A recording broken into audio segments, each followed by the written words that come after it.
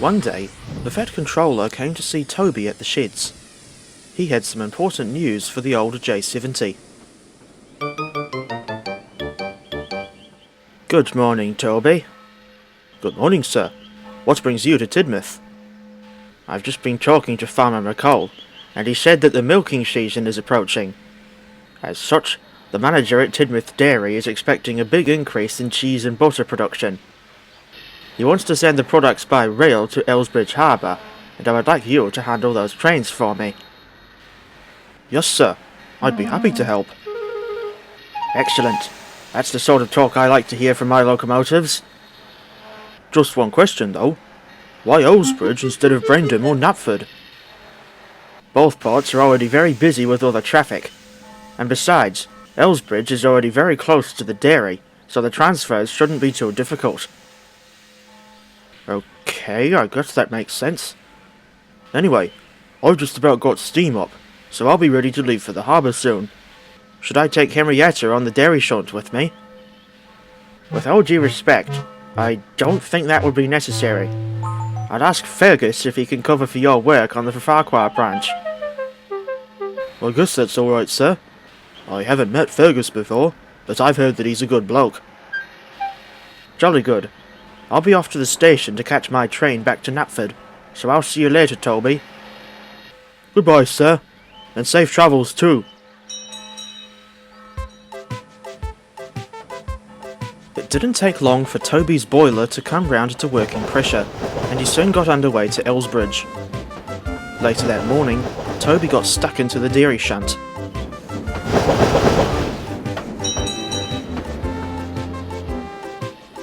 Every day, Daisy or Percy would bring the milk tankers down from Farquhar to Elsbridge, where Toby would pick them up. And later, after shunting at the dairy, the J70 would continue onto the harbour with refrigerated vans. He would then return the vans to the dairy and take the tankers back to Elsbridge station.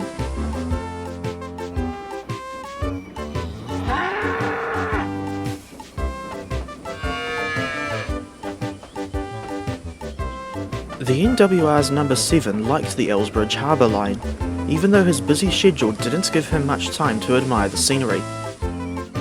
There was only a small yard at the terminus, and depending on the amount of traffic, he would often have to make several trips up and down the branch each day, taking no more than 5 wagons at a time. One morning, the tide got too low for ships to reach the pier, which left Toby and his crew sitting in the yard with nothing to do. As they waited for the tide to come in again, Fergus trundled in with Henrietta. Hello, Toby. How are you getting on with the dairy shunt? Fine, thank you. My crew and I are just resting for a while. That's what we're thinking of doing too, since our next passenger run is not for another hour. I can't say I've ever been here before, but it's certainly a nice change from my old home at the cement works. As an aside, how are Thomas, Percy, Daisy and Mavis getting on? Reasonably well, last I heard. Although, since I started the dairy shunt, I haven't had much time to talk to them. I wish I could run on the Farquhar branch more often. Sounds like quite a simple and friendly community, if what I've heard about the other engines from the passengers is anything to go by. You know, Fergus, some people even call us the Seven Nation Army, as if we had white stripes added to our liveries or something. I think it's a fitting name, given your number. Perhaps you could use it and start a club with Ivor, Hugh and Alaric. That would be nice, but those two are not on standard gauge. And they run on 2 completely separate systems, so all 3 of us couldn't possibly meet in the same place. Ah, I see. I forgot about that little hiccup. Oh well, it is what it is. In any case, I trust that you're looking after Henrietta. Yes, indeed. She's a credit to the railway, based on her attitude to the passengers. You must be very proud of her. Indeed I am.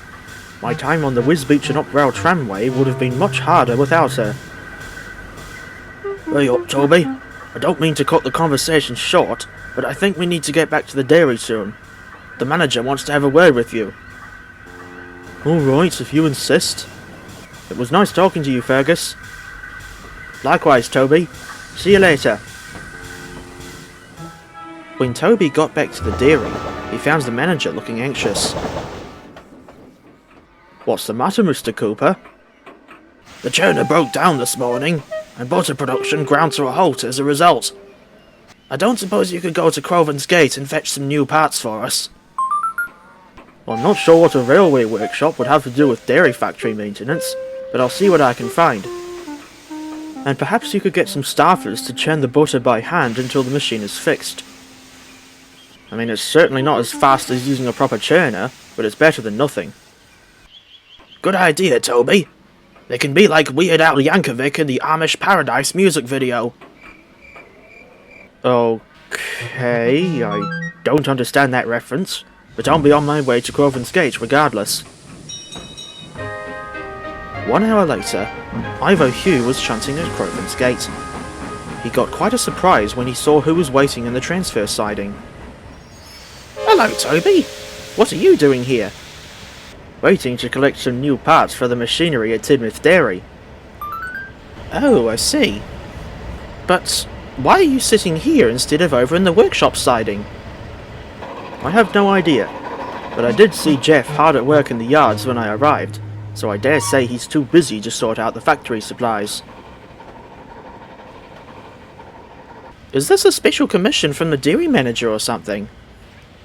Well, I would imagine so, since I've never heard of a railway workshop making parts for dairy factories. Mind you, it wouldn't be the first time the workshops have been repurposed for making non-railway components. That's right. I remember Scarloey telling me about how the workshops here were briefly turned into a munitions factory in 1914. You can certainly learn a lot from Old Faithful. Come to think of it, how are things going on the SKR? It's not too bad, although I still get angry looks from Duncan every now and then. He thinks I'm a poser. In what sense? He claims I'm not a real Sudrian. He's one to talk on that front, and says that I was rebuilt from an Irish engine.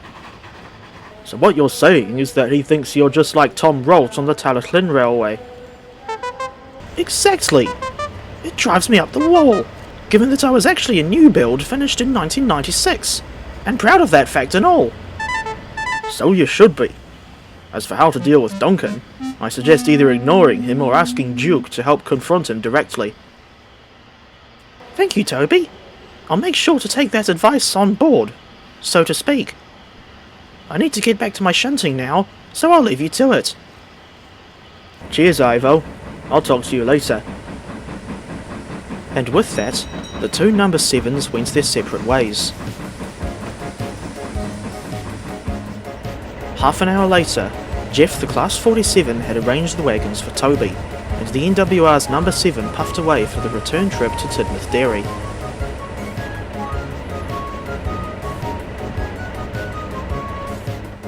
Mr. Cooper was very happy to see Toby return with the new stock of spare parts. The J70 soon resumed his regular trips to and from Elsbridge Harbour, which he would keep doing for the rest of the dairy season.